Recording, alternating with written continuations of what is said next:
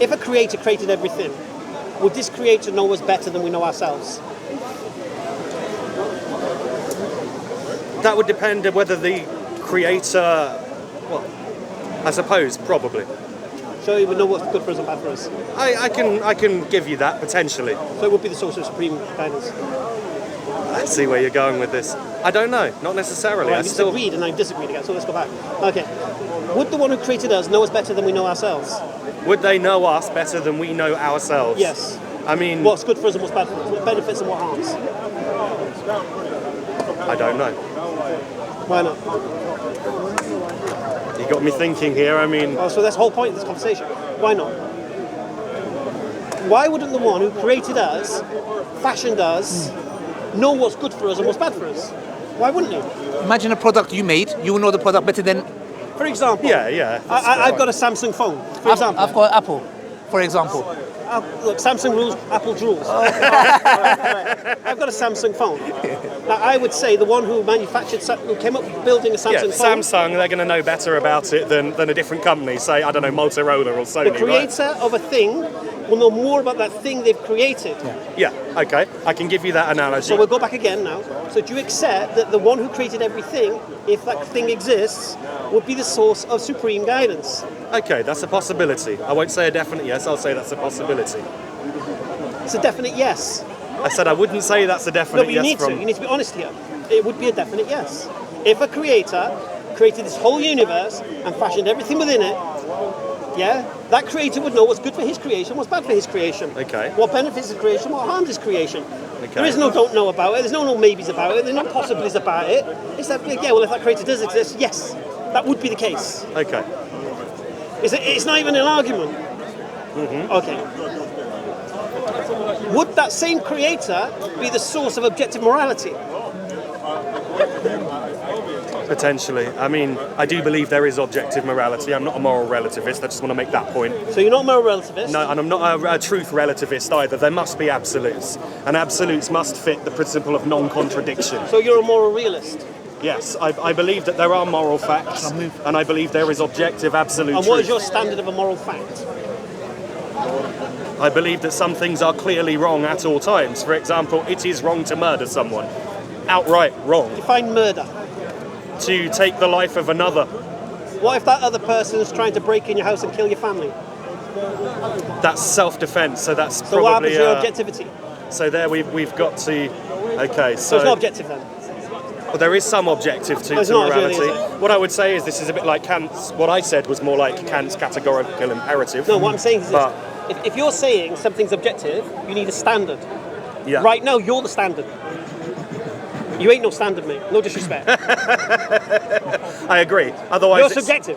Otherwise, it would be a free-for-all. Anything goes Right. out in our society. As a moral realist, what's your objective standard? As I said, there are some things that are just clearly wrong. And it's not just me who declares, for example, murder wrong. I think if you ask anyone around here, we're all going to say, well, murder is wrong. Did Hitler think murder was wrong? No, unfortunately. So it's not objective. But I would still say that it was objective, just that he didn't accept it. Well, no. That means it's not objective. Why is he wrong? Why is he wrong? Why is Hitler wrong? Yeah. Because it's clearly wrong to kill another human being. Why? Because it's clearly wrong. Why? No, objectively, why? I get where we're going here, because you're saying if there's no basis for it, for example, in this case you're going to say the Quran... I'm not saying anything right now. I'm not mentioning religion right now. Yep. I'm not mentioning religion. I'm just talking about But standards. if we don't have a guide from someone like a god, then how do we know what is right and wrong is where you're going with this. No, we've already established if a God exists, if a creator exists, it would be the source of supreme guidance. And at the same time, it would be the source of objective morality which you believe exists. So right now, you're a person, Peter, standing here believing in objective morality, yet have no standard of it. Yeah, because you need a standard for everyone to be measured against. And you can say they're wrong and I'm right, and that's what, do you understand? So it's amazing you're in a position where you believe in something, but you can't demonstrate that thing. I mean, different philosophers have come up with different ways of answering this. How? I'll give you an example, Kant's categorical imperative, who states that you should not commit yourself to an action unless you will that action to be universal law. In that was how he was trying to develop an objective standard of morality. So, for example, I shouldn't kill someone unless I can will that everyone goes around killing people. And I think most of us couldn't do that.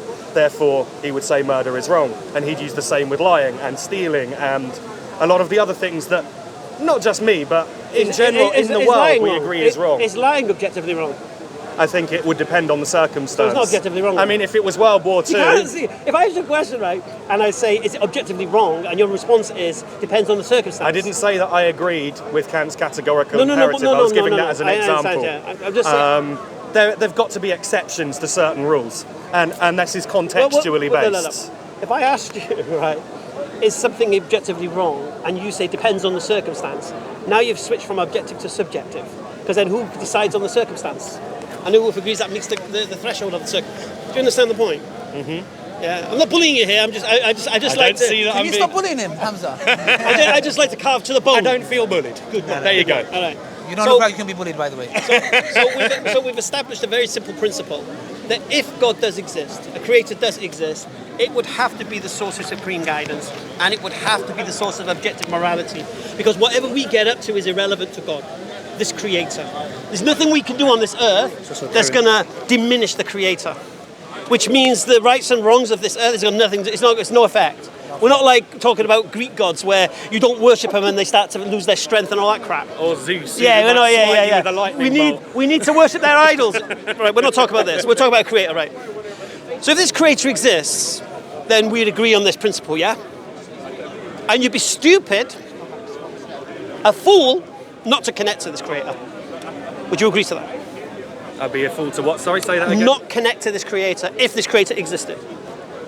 If this creator was personal and knowable, then yes. No, if this creator existed, that is supreme, it's a source of supreme guidance for us as human beings, and is the source of the objective morality you crave, then you would be stupid not to connect to that creator if indeed that creator existed. If that creator existed, then yes, probably. Definitely. I try not to speak in absolute terms most of the time. I don't do ifs and maybes. I do absolutes, yeah? Because this is an absolute.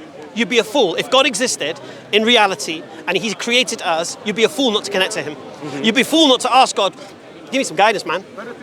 Tell me what's good for me, what's bad for me, what harms, what benefits. When I die, what's going to happen? You'd be a fool not to connect to that knowledge. Agreed? Fair enough. How would you know if a God exists? A creator exists. I've got no way of proving it with complete certainty. How could you know anything about a creator if that creator existed? You tell me. No, I want you to answer the question. I want you to think about it and tell me how you can know anything about this creator if this creator exists. If this creator spoke to me or spoke to people around me, I guess. Okay. So the answer you're looking for is if this creator reveals information about himself. Yeah? Mm-hmm. This is the question. The only way we can know anything about a creator, if this creator exists, is if this creator has decided or chosen to reveal the information. Otherwise, we've got no access. Agreed? Yeah. Has this creator done this? Well, people in different religions will claim he has in different ways. So in history, we see a multitude of men, all claiming to have received revelation. Yes, indeed, and some still do. So I've seen some crackpots around here who still think that they're prophets of God. So the question we need to ask is, have you tested the claims of these men? Have I tested them? I mean, I've looked into a number of different religious belief systems, is the way I'll phrase it. I would ignore religions right now. Okay. I'll make it even simpler for you. Where area are you from? What area? Yeah. What do you mean? In country. Oh, London. Well, I'm originally from Lincoln. I now live in London. All right, so you live in London. So if a messenger was sent to Scotland, is that message for you? Well, it depends if the message is about the UK or Scotland. No, it's for the people of Scotland. Oh, then no, it's not for me, is it? Not for you. All right. So what you need to do in history is look for these men who've come with revelation, who come with a message from this creator, who made the claim it was for you. Now, who in history has done that? I know where you're going with this, and I know who you're going to say next. I would say, I don't know that God spoke through Muhammad, I didn't say that. but I know who you're referring to. That wasn't my question.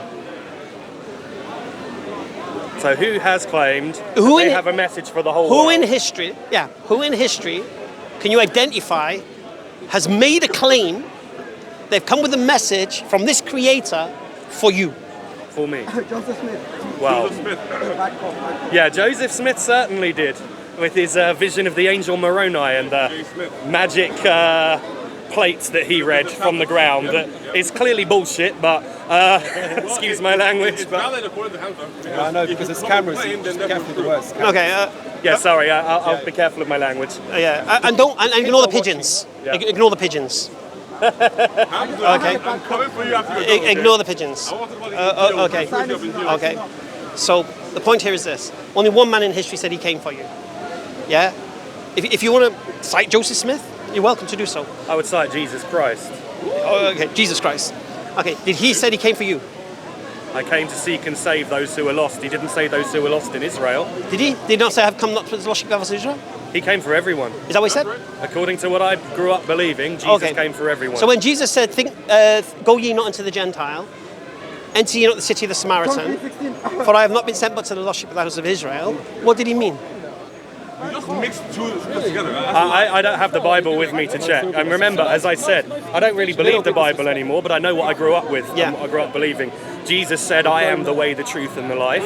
No one comes to the Father but by me. Yeah, but who's his audience? That's no one. Who's his Not- audience? No Jew, no Gentile. Who did he no- preach to? He preached to the people who were there. Who were around they? him. Who were they? Well, the Jews, the Gentiles. No.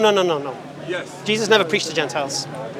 According to the New Testament, Jesus reached out to the Gentiles. according to the certainly. New Testament, Jesus never preached to Gentiles. In one occasion, when the Samaritan woman came to him and asked for help, what did he say to her? Don't you know, I have not been sent but to the lost sheep of the house of Israel. Is it fair to give the bread of the children to the dogs? Yeah? So he differentiated between Jews and Gentiles, as in children and dogs. Children of Israel, dogs. Children of Israel, Bani Israel, Jews, dogs, Goyim, Gentiles. Okay. And then she said, but even the crumbs, even the dogs get the crumbs from the master's table. And then she said, oh, because of your faith, and he helped her. Well, what was his initial response? Don't you know I have not been sent but to the lost sheep of the house of Israel? Yeah? And we can see in his ministry, if the New Testament can be believed as historically, which I don't believe it is, but if you were doing an internal critique on this, to see whether there's justification to believe Jesus came for the whole world based upon what the New Testament says, it's not the case. From the words of Jesus. You might have Paul come in later saying such and such a thing, but we're talking about Jesus here. Paul's not a messenger of God. Jesus was. Jesus was the prophet. Only one man in history, Peter, came for the whole world. That was Muhammad. Peace and blessings be upon him. Yeah? So what you need to do now, Peter, is test that claim. So how do I know that Muhammad... And I don't want to come across offensive in what I'm saying. I want to try and be careful in how I word it. Generation X, mate. Go Okay, on. fair. I'm not so easily triggered either. How do I know that Muhammad didn't just hallucinate and make it all Beautiful, up? beautiful. Okay, so what we should do at this point is say, look, he made a claim that an angel came to him in the cave of Hira to reveal to him he's a messenger of God. What else could explain that phenomenon?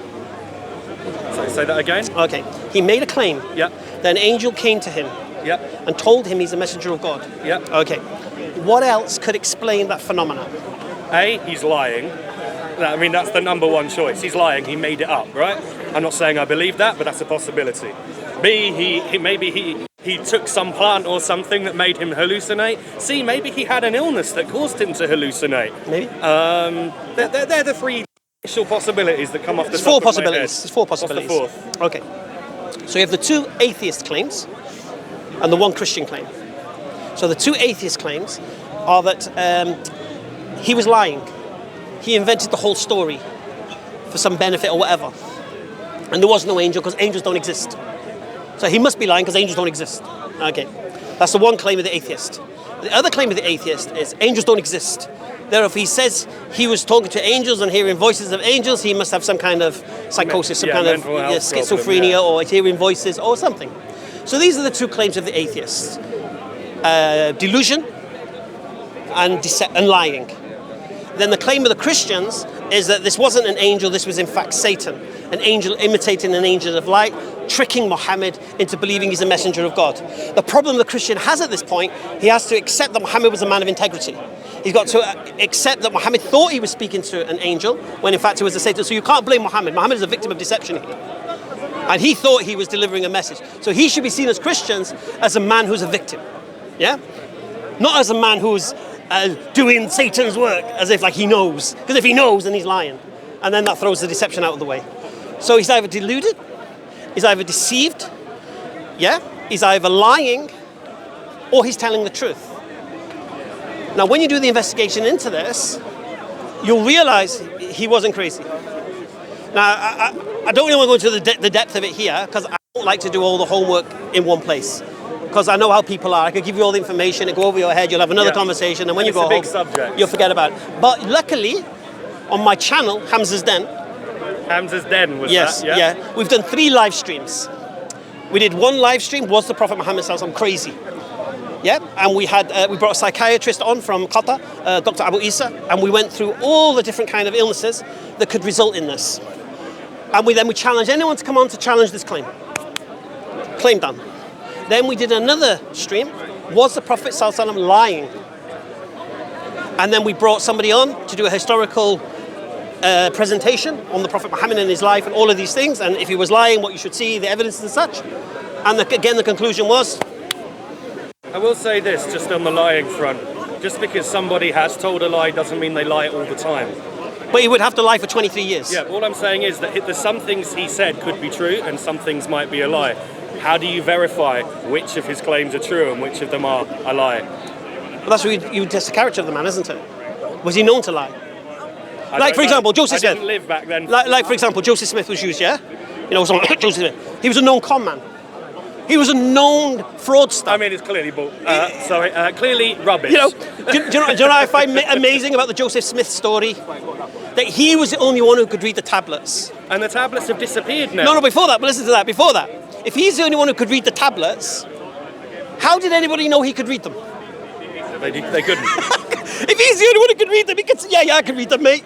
But for me, Are you sure? Yeah. The tablets no longer exist. They disappeared. But before that. Can't you read them, mate? No. Can you read them, mate? No. Well, I can read them. And he can try... What? And what's he doing? Translating the King James Bible. The Book of Mormon is like an interpretation of the King James Bible. With a lot of additional stuff that... But the King James Bible's not even reliable. So why are you interpreting a book that's not reliable? Yeah? The King James Bible contains known forgeries. Why are you interpreting this book? So the whole Joseph Smith thing is just nonsense. Okay. So you look at the claim of him being a liar. And I encourage you to watch that stream. I encourage everyone here who's watching on YouTube and whatever, go to my channel, Hamza's Den. We did 3. Was he lying, was he crazy, or was he deceived by Satan? And we did 3 big presentations. And after watching these, then respond. Yeah? Mm-hmm. Because if he's not lying, crazy, or deceived, then he must be telling the truth. And if he's telling the truth, then he's a messenger of God. And if he's a messenger of God, he's come with a message from God to connect you to that creator that you're stupid not to connect to. It's as simple as that, Peter. I mean, I can accept what you're saying there, that either A or B or C, if not, therefore D. Khalas. It's as simple as that. And then if you don't believe he's telling the truth, then you have to go definitive on why he was a liar, or why he was crazy, or why he was deceived. And remember, this was not just one claim. This was a claim of 23 years. Continuous. Mm-hmm. Now, a person with mental health who's not treated, their mental health deteriorates. A person with schizophrenia is a social recluse and is paranoid. Yeah? So we should see the effects of these things.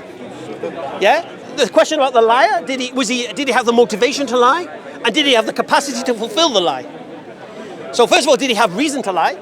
Did he benefit from the lie? Well, I would counter to that not everyone needs a reason to lie. Unfortunately, I've certainly known people in my life who you would call compulsive liars. They lie for the sake of it, make up stories. I've met people like this. They lie for a reason. Yeah, and maybe it's attention seeking, something like that. But I mean, I can't know their motive. All I know is I can't believe a word that comes out of their mouth. Yeah, most people lie for a reason.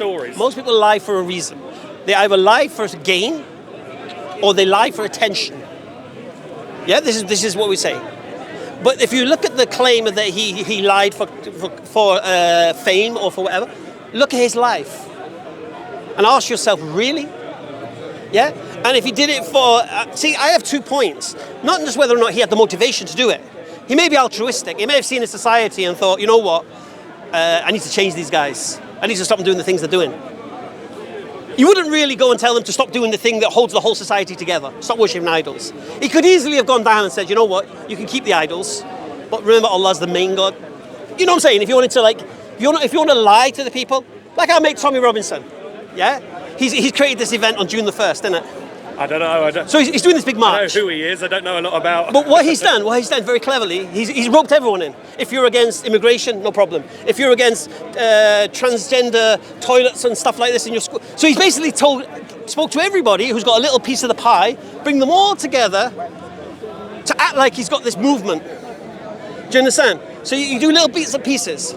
Okay. So this is an example of that. Anyway, so we look at the motivation. And then we look at the capacity. Did this man have the ability to do what he's accused of? Could this man have invented the Quran? Could he have made this up? You can look at what the people of the time said when he was reciting it. Did they say it was made up? Did they say it was a liar? What did they say? They sent their best poets to listen to the Quran being recited. What was their response when they came back? When they said, where's he getting these words from? They said, it's sorcery. Why did Arab poets, some of the greatest poets that have ever existed in Arabic, when they heard the Quran, their only conclusion was, it's supernatural. It's something, we don't know where he's getting this from. Why would that be their reaction? To some random man making this stuff up? I mean, to be fair, at that time, everyone thought everything was supernatural. This was a time in history when, if we go back even 500 years, everything was supernatural in one way or the other. It was either of God or it was witchcraft and of the devil. That was the kind of world that it was back then. Yeah, potentially. But when they said to him, because why send poets then? Why not send witches or soothsayers or something? They sent poets. Why? Because they knew this man, Muhammad. He grew up with them. From the Bani Hashim. He was an orphan boy in their society. They watched him grow. This guy's illiterate. Now where's he getting all this information from? And it's beautiful. It's like poetry. It's sweet to the ear. Where's he getting this from? You're the poets. Go listen to him. Where's he getting this info from? And they came back and they didn't come, he must have read some beautiful Arabic scripture somewhere. They said, this is sorcery. So this is an indication that there's something special about the words. Maybe you need to be an Arab to really understand what was special about those words.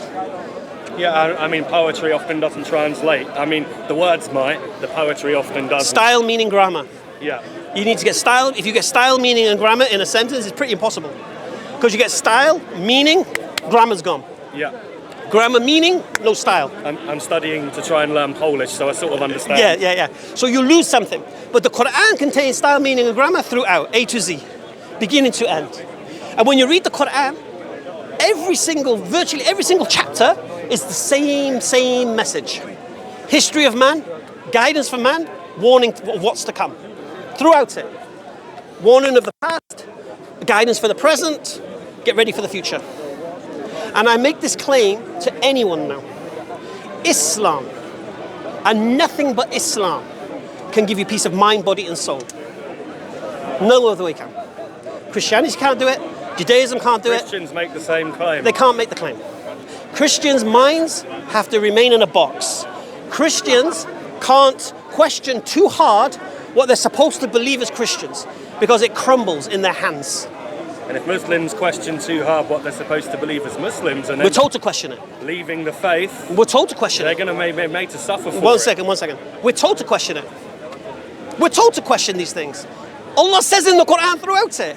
Question it. Oh, men of understanding. You're allowed to question maybe, but you're not allowed to conclude that Islam is wrong. Why not? Well, you know what happens to people who leave Islam. What happens? Well, they're outcasts. What do you mean? They become an outcast. I can't remember what the word is for somebody who leaves Islam. What does the Quran say? I know they're committing shirk What very often. What does the Quran say about those who leave Islam? Well, I know... Have you read the Quran? No. So how are you going to tell me what the Quran says?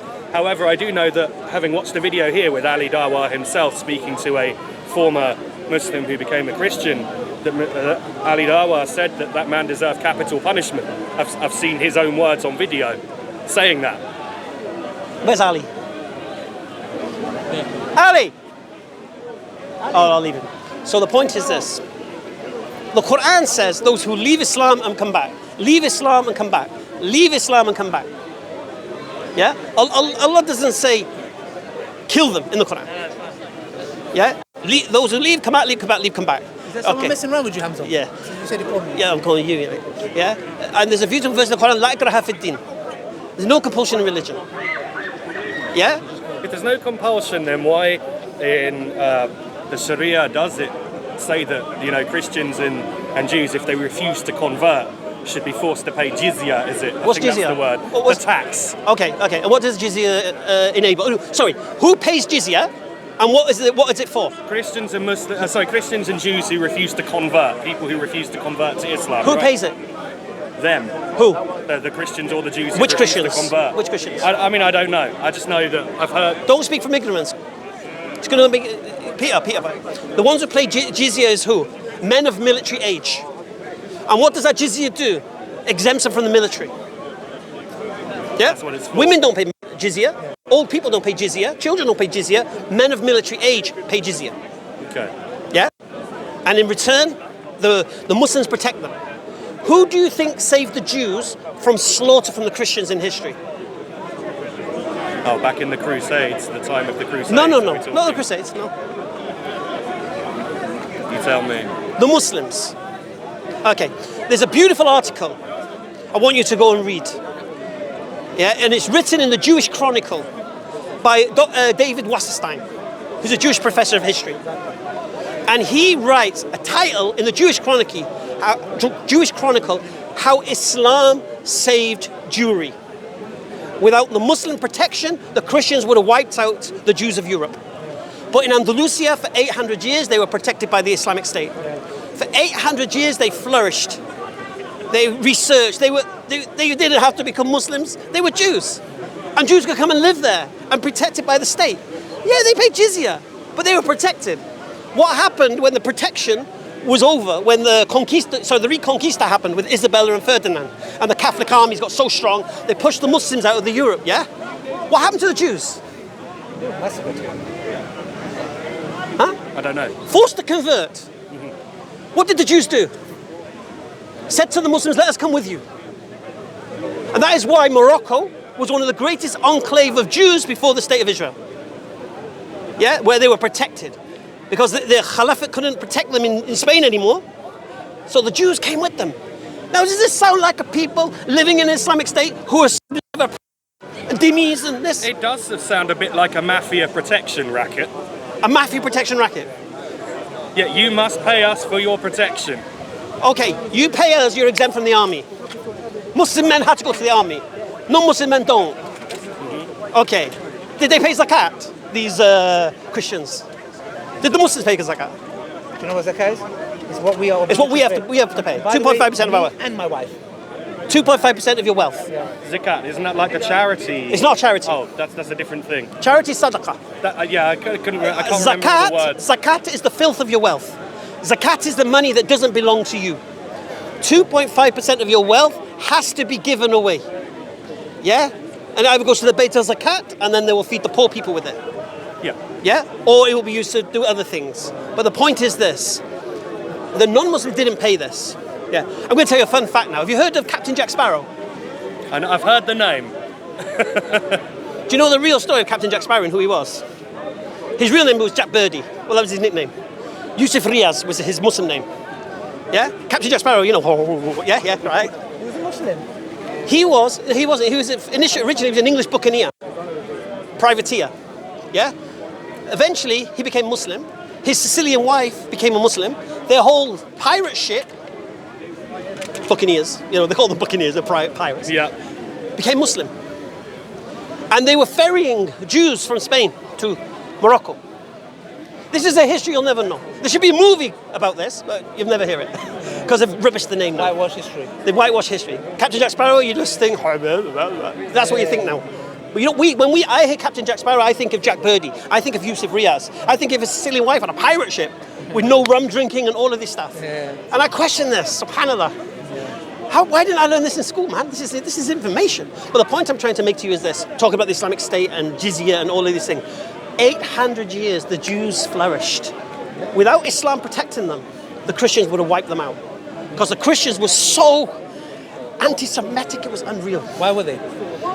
Because they believed that they killed Jesus and all of this. If you see the words of the church fathers, they should burn all the synagogues down, all of these things.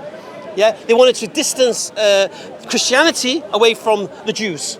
Because when you look at the teachings of Jesus, it was for the Jews. He didn't come to abolish any laws, all of these things. They needed Paul's version of Christianity to be the predominant thing. So they needed to detach it from anything Jewish. So they put the blame on the Jews for crucifying him. But the irony is they should be thanking the Jews for crucifying him. Exactly. And imagine because if he didn't get crucified, they wouldn't have been saved. How much tax did you pay? Tax. Do you know how much tax? Far too much. Exactly. So imagine, let me tell you something. In Islamic lands, you would love it because you are enjoying what it offers, and you're paying a simple jizya, which is what, a dinar a year, and that's obviously just to protect you. What previous nations will do is there's no jizya, there's slaughter, we pillage everything. If you look at it, which is very interesting, somebody mentioned, just to add on this, is that do we have, the crown jewels? Yeah? Do you have anything that was stolen from other lands and taken to Mecca? Never. Because where Islam went, it made that country prosper. If you look at now, for example, what the Queen is wearing, you get what I'm trying to say? But just touch up on that. He said you wanted me. That's why I came. He said he was asking for me. Hamza. Oh, we're talking about those who leave Islam. Hamza. Okay. Let's have a discussion. I was saying but I'll think about it. I'm sure I saw in a No, video. No, thank you. No. I didn't. We were having a dialogue. No, thank you very And I much. thought it'd be good if we met here. No, thank you. I'll consider it. Hamza's busy being Are you going to productive. do that? Or are you going to be accountable? All right, I'm going to say no. I'm sure I've seen in your own words in a video on You review YouTube. my content at a distance. Yes. that Face to face. Yes. You won't have anything to say. No, I've got better things to To do. somebody who know what claims we to be a call that? former I don't care Muslim what and we call that. Christian, I don't care what we they call it. deserve capital punishment. Is that So correct? you will talk. I'll deal with it. Don't allow him, please. Brother, please go away. You just ignore him, yeah? Go away, please. We're having a discussion. Go You away. wanted very clearly to address my Him, no, I I'm here to address your Go point. away. I've been very patient, and you have particularly. Okay, which part of no don't you understand? Which part of The joys of Which speaking. part of no don't you You're a understand? coward then. Which part of You're no don't you absolute coward. understand? This is the third time I've given you an opportunity. You're a coward. Third time, You're a coward. and he won't debate Christians. The reason you're He doing won't this, debate Christians. you know why? Because you know he's Who making here wants to see convincing a debate? arguments. Who wants to see a debate? All these people here want to see a debate. All the people want to see a debate. Peter. Go away. Peter. Go away. Peter. I don't think they understand Generation X. I'm also Generation X. I'm a coward. They think you're about to accept Islam, so they're trying to... Hamza. Hamza. Thank you. Tell him, please. Don't be scared. I know. Hamza, No. do you have time to talk? I'll never debate you. Sorry. I'll never debate you. You did live I'll never streams I never covering reward me. bad behavior. Watch my I don't videos. reward bad I don't reward bad behavior. Don't respond to me in Anyway. person. What a coward. What a coward. We'll touch him. You're going to do nothing about it. If I want to touch him, I'll touch him. You're going to get even worse, bro. Even worse. Oh, that's nice. But come here, No. Chris, I can't believe it. I cannot contain with me. So you won't. Touch me. Touch me. Touch me. Touch everybody. Let's What's wrong with you? I mean, why you touch people? Who touch you? Touch Chris. Why you touch him? I mean, it's my brother. It's my brother. What are you going to do? Relax. Touch me. I show you what can I do. Touch me. No, touch me. Why you save him? Why you save him? Why not let him talk? Rubbish. Rubbish. You have nothing to offer. You Muslims have nothing to offer to people. Yeah, you are a coward. You know why? Look at your face. Hate is coming out in your face. Fuck Islam. I'm not fighting any religion, but I am coming from yours. You know why? I'm just disappointed you. I'm disappointed you. Is that your coward? Hamza. Yeah? You can do something? Responded Do it. to my videos. Do it. I'm Watch not my the pussy videos. guy here, you know? Address I'm my funny you. I cut your ear. You You want to know? address my argument? I keep pussy. You want to talk? No. Ask him if you want to There you talk. go. For those who are new to the path, but not Christians who know things. Ask him. They won't obey them. Ask him. Ask him. Cowardly. Hey, look. No Christian can challenge me. No Christian. Time I've done this. No Christian can challenge me. You know words of The nightmare of Christians. What are you going to do at home? What are you doing at home? Hannes, behind your computer. Any Christian, Bible, Quran, any Christian, come here. I don't reward bad behavior, mate. You watch my videos and you respond to them. It was a good discussion while it lasted. Have a good one. Mate, I want to shake your hand. It's been a pleasure. Thank you for taking your time. Check out my channel. Check out my channel, yeah? What was it again? Hamza's dead. Hamza's dead. Let me answer the question about the first. You don't even carry on. I think, no. But it was. Sorry. I've taken. Peter. I'm coming this way.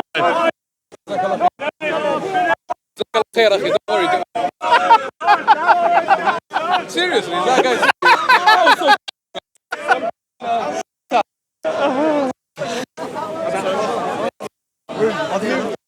Here, we got a spot. All right. Just wrap up over that. Oh yeah. Well, I just want to leave Peter with that. All I want to leave you with, Peter, is do the test that I said to do. Go to my channel. Go to where we did the test of the Prophet Muhammad sallallahu alaihi wasallam. I will watch all 3 of them. Watch 3 of them. I do live streams all the time. You're welcome to jump on at any time. I usually just live stream on a Sunday, and I do live streams from my shop in the week sometimes. Yeah, or email me at askhamzasden@gmail.com, and you can give me a response. I just want to ask you a genuine question. How long have you been a Muslim? 22 years. 22 years. And what convinced you? What convinced me? I read a beautiful book called Halal and Haram by Yusuf Qaradawi, and it was basically initially it was what was lawful and prohibited in Islam. You know, we started the original conversation, and when I looked at what Islam prohibits and what it encourages, it was like, wow. It eradicates racism, it eradicates classism, it eradicates sexism, it eradicates all of these things overnight. It eradicates the poisons in society, drugs, alcohol, gambling, sexual immorality. It eradicates everything, man. All the things that are poisoning societies of the world, Islam is a cure for it. Okay, Yeah. fair enough. And I have to say, Islamic architecture is beautiful, as I saw in the country of Uzbekistan last month. Subhanallah. Just look at Islamic science, mate. Do you know where the scientific method came from of deduction? Yeah, and I also know that it was actually Islamic scholars who preserved Greek medical literature. I covered a topic on this when I was at university, how Islamic scholars preserved that. Subhanallah. And it's not just that. I mean, the Greeks didn't get it right all the time. You know what I mean? Yeah. Okay. Christians are mental. Do you know where they came? They were thinking you're on the verge of accepting Islam, and they thought, let's just sabotage it. Whereas I was just trying to have an interesting back and forth discussion and listen. Good, but the point is this. Can you imagine Muslims, all they do is talk about the Bible. We're here to talk about Islam. You had some questions. The fact that they thought you're about to accept Islam, they thought, let's sabotage it. Yeah. But check out the stuff and let me know. I will do. Thank you, Hamza. It's been a pleasure. And yourself, Peter. Thanks for introducing me to Peter. No, it's a pleasure, man. It's a pleasure. I think it was an amazing job. Yeah, and my question on apostasy. Oh, yeah. So let me Is it, whose mic is this? Yeah, let's go somewhere. Can we go to the shade? Are these one of your mics? No problem, mate. Give me one. Wait a minute, make sure. This. I think this is yours. This one is mine. I think this is Well, whose yours. is this one then? I think that's both of yours. Are they two? Are they two? Two DJI. Is it finished? Yeah. It's a very professional looking setup here. No, I don't know what's going on. 1 second.